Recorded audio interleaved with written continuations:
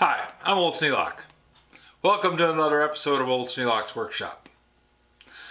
Still doing the HDPE. I got a coffee maker that broke. It still heats, but it's broken.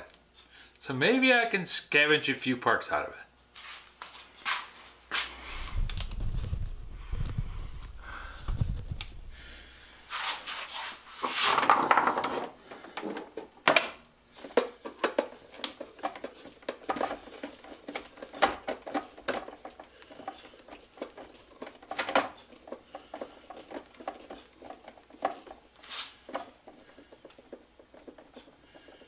I think most of the heating element is down here in the bottom.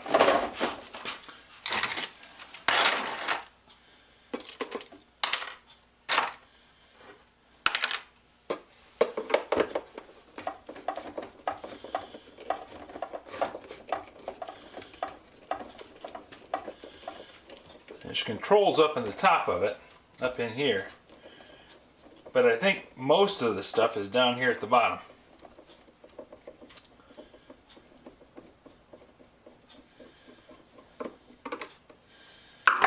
Problem I ran into is it's supposed to shut off, and it didn't. So we couldn't use it as a coffee maker because it just kept boiling.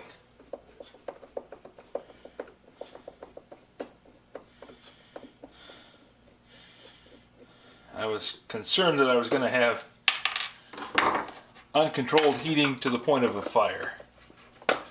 Now, if I can't control the heating element, it might not be as much of a problem if I'm melting plastic.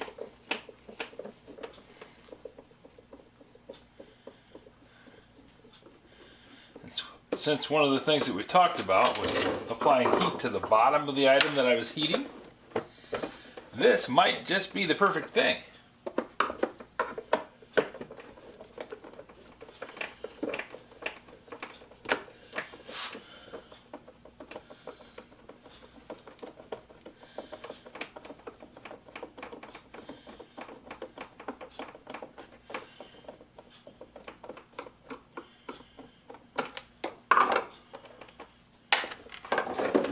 Well, it does say on the bottom, do not immerse in water, household use only, warning, risk of fire, electric shock, do not open, but I'm gonna.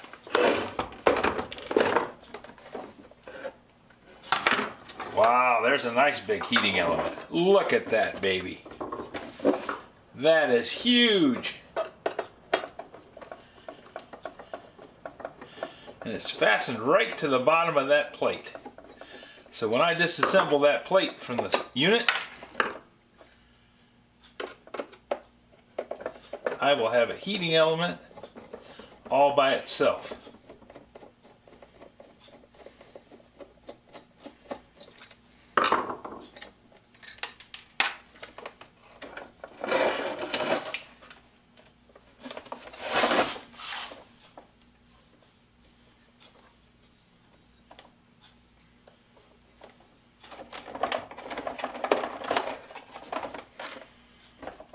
Oh, it's got a temperature control circuit up in there. So first thing I need to do is get this bugger out.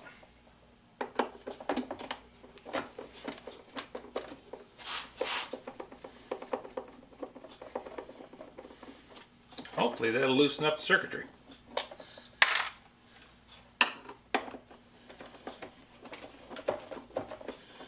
Now this is going to be similar to using a waffle iron or a toaster oven. Well, not a toaster, a sandwich toaster. Who was it that mentioned sandwich toaster?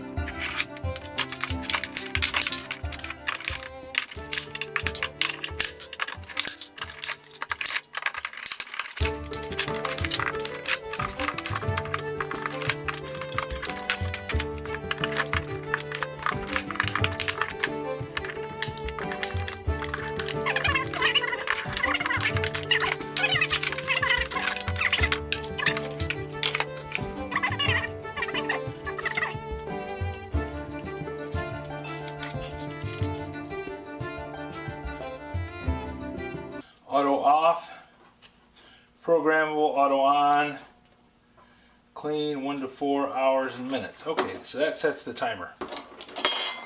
I won't be doing that. Oh look, there's some kind of real sticky stuff on there.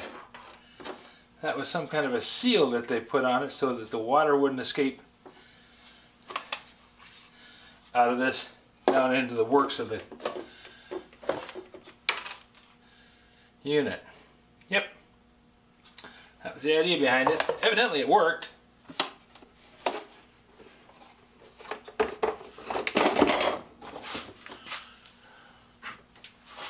So I didn't see any water down in here.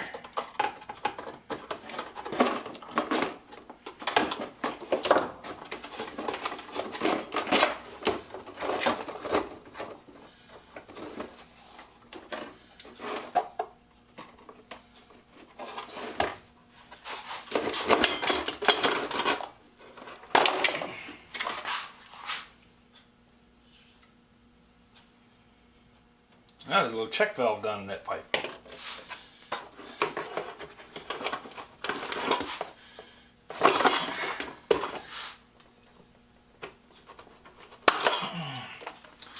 That would make some serious slingshot. And that is also all of the useful components from the inside of this thing. Now, I don't know for a fact, but I would imagine this stuff doesn't melt so well.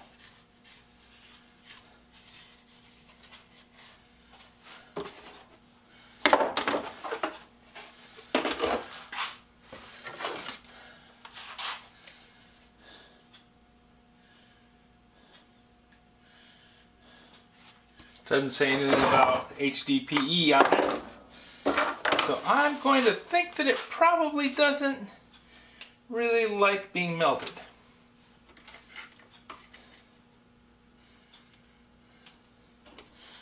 So let's see. If I were to take this and place it back inside this frame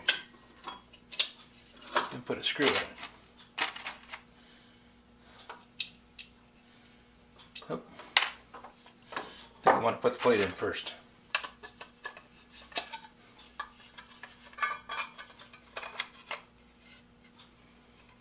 It's got a little key on the plate, so it lines up only in a certain spot, and that's probably a good thing. Because it looks like there's some kind of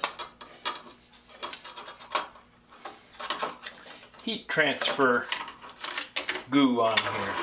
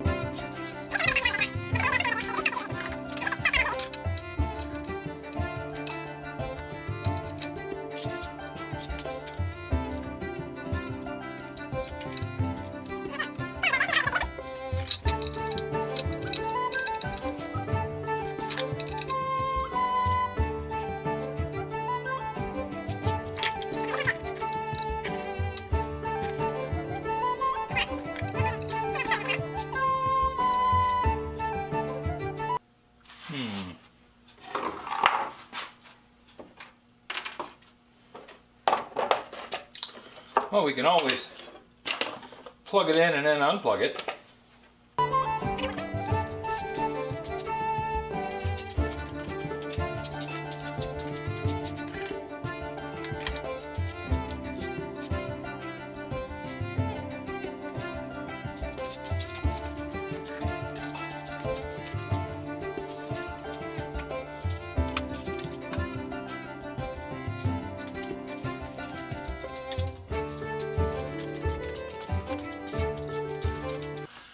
And in the way of a sacrificial animal,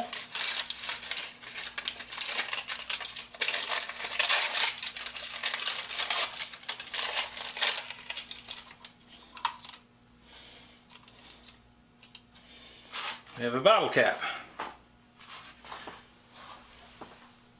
So we'll plug it in, see if the lights go out.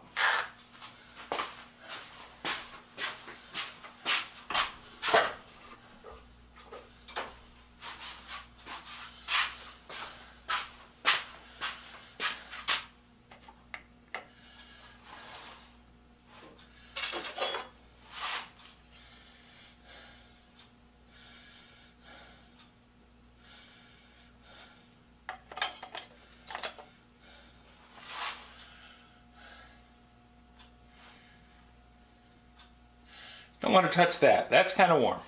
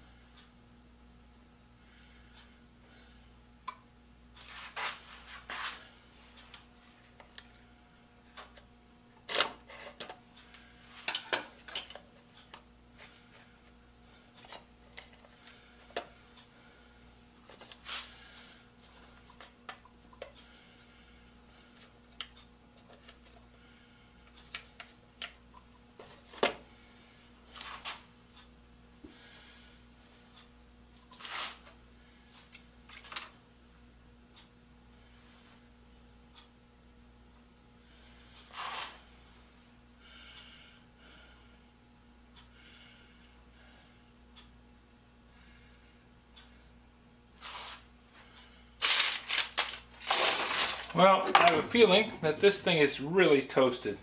I don't think it's functional even at a minor level. Because it's not heating.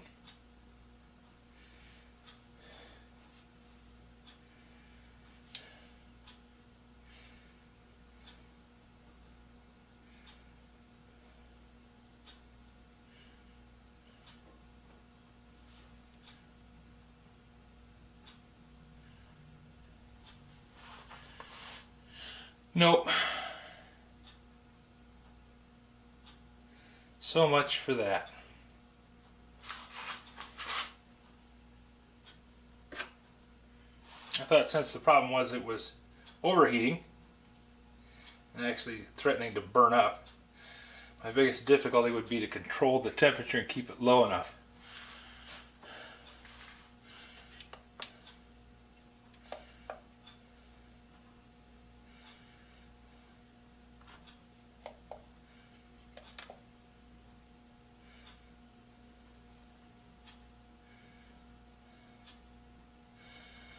But I think that it is not going to heat. And if it won't heat, it is just so much scrap material.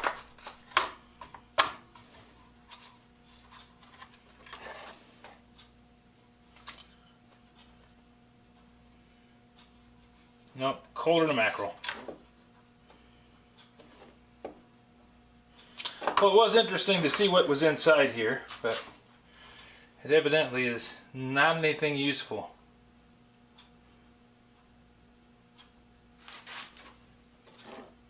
There are some people that would say, oh, well, you can keep the ribbon wire, but nah, I'm not interested.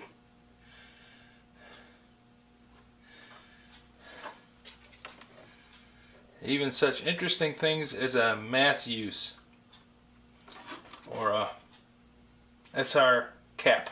I think that means capacitor, and a little tiny fuse soldered to the board. Nope.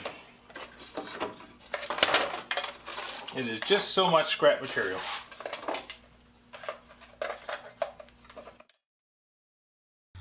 If you have any suggestions for a new video, questions about today's video, or any of the other videos on the channel, just drop a note in the comments. You know I read them all. Thanks for watching. Oh, and I got a whole pile of junk to clean up.